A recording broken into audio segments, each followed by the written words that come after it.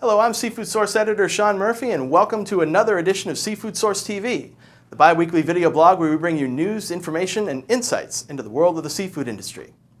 Well, here in the U.S., Congress is working on updating the 2008 Farm Bill, legislation that helps regulate America's food supply.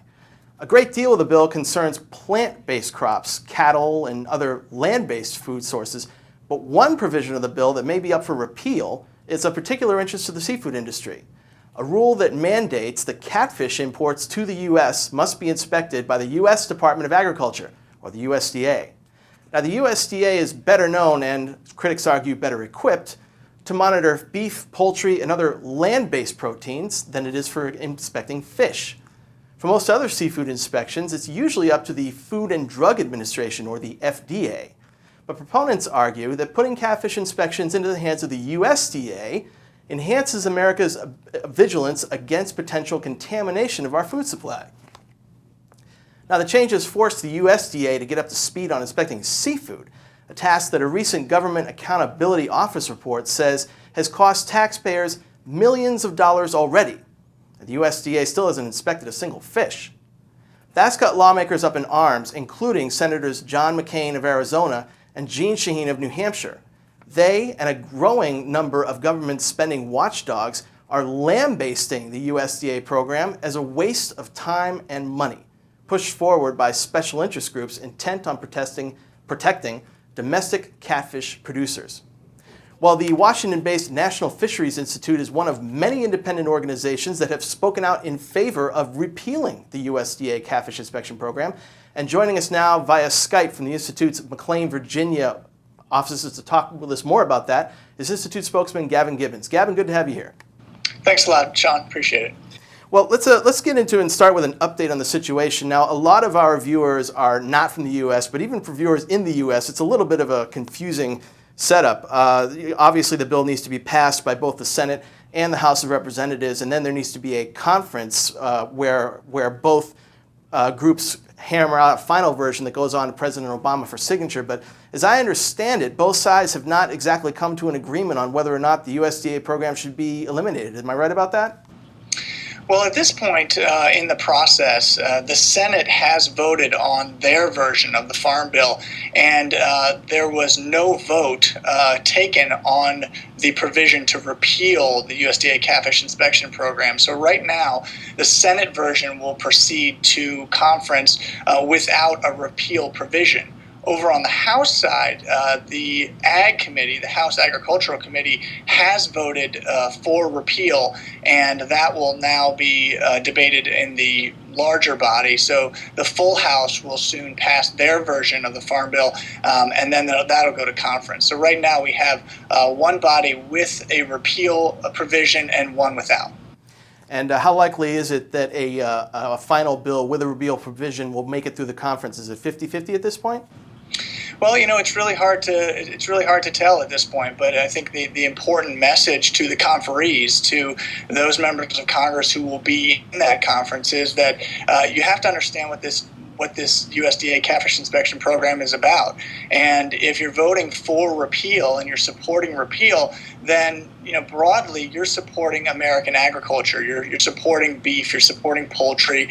You're supporting soy. That's what you're supporting. If you're voting, if you're not supporting repeal, then you're supporting a very narrow special interest project that only helps catfish farmers in this country. So that's what the conferees are really faced with at this point.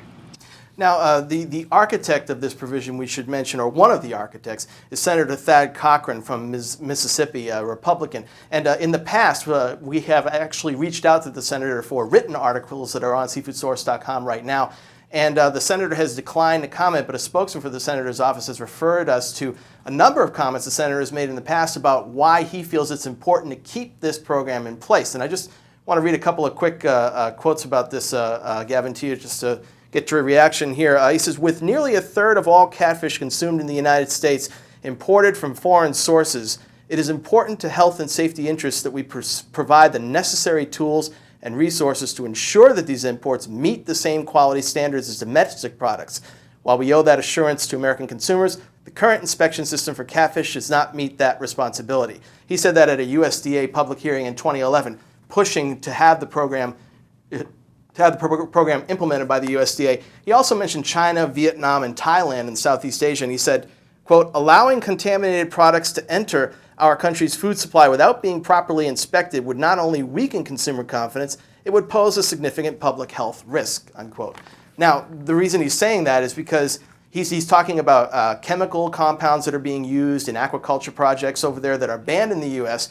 And, you know, to be fair to the senator, we at Seafood Source have seen evidence that there have been some problems over there as well. I mean, especially out of Vietnam, there have been a number of reports in the past published on Seafood Source and in other outlets that have not been particularly flattering about the quality coming out of Vietnam. There's been some contamination, there's been some problems, and even the one of the vice presidents of the Vietnam Association of Seafood Exporters and Processors, Dr. Nguyen Dung, talked to us on camera a few weeks back at the European Seafood Exposition, and he admitted that Vietnam is actually facing a serious image problem with regards to this. So if this is all the case, Gavin, why is it so wrong for Senator Cochran to want to see a program put in place to help protect the American consumer from this contamination?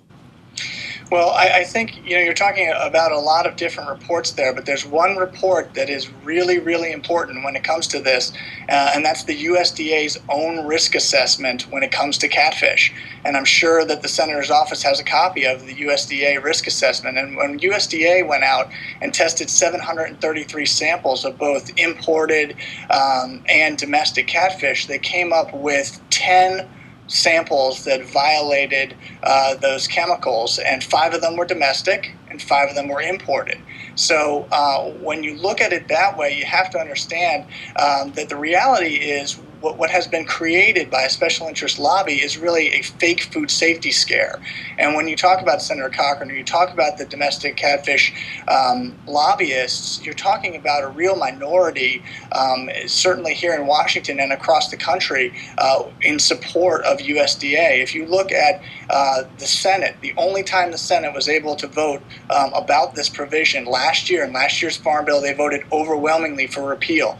The House Ag Committee has already voted overwhelmingly for repeal. The Government Accountability Office has said 5 times this program should be gotten rid of, and even the White House wants this program gotten rid of. So you can take a food safety scare, or a fake food safety scare in this particular case, and use it as a lobbying tool, or you can look at the reality of the market and the reality of the job that FDA is doing. And FDA is doing a good job, and they're spending taxpayers' money the right way, as opposed to wasting 170 million taxpayer dollars on a duplicative program.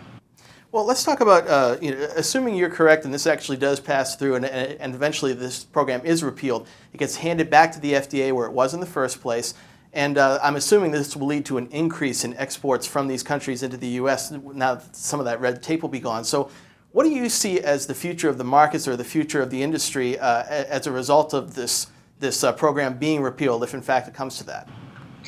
When you talk about increases, I mean, what we're probably going to see in terms of increases is an increase in jobs here in the U.S. There are companies who have literally been standing on the sidelines who want to process this fish, who want to bring more Pangasius in from Vietnam and from Southeast Asian countries, but because of this, they have been really sort of standing on the sidelines. So we're talking about jobs when it comes down to it. And in this particular case, there would be not just an increase in product that would come in, but an increase in the labor force that would be needed to process that product here. Well, speaking of labor forces, let's assume that you're correct and that Senator Cochran is creating a fake scare in order to protect the domestic catfish industry. They have jobs too. Won't the elimination of this program put their jobs in jeopardy? It's important to remember where the context of where we're having this discussion. We're talking about this discussion in the Farm Bill, which is an agriculture bill, because catfish farmers they're farmers. They farm crops, and this particular crop happens to be catfish. In many cases, we see that it is more profitable for them to turn over those catfish ponds and just grow corn or soy for a number of reasons. So the reality is they're farmers, and this just happens to be one of the crops that is in their portfolio. Okay. So long term, you think this will actually be good for the domestic catfish industry or catfish industry in America in general? Well, it's important to remember that this is a duplicative program. So if you are a domestic catfish producer and you're processing catfish, and you process as little as one other seafood product, it could be anything. It could be shrimp, or it could be cod. It could be anything. You're going to have two regulators in your facility.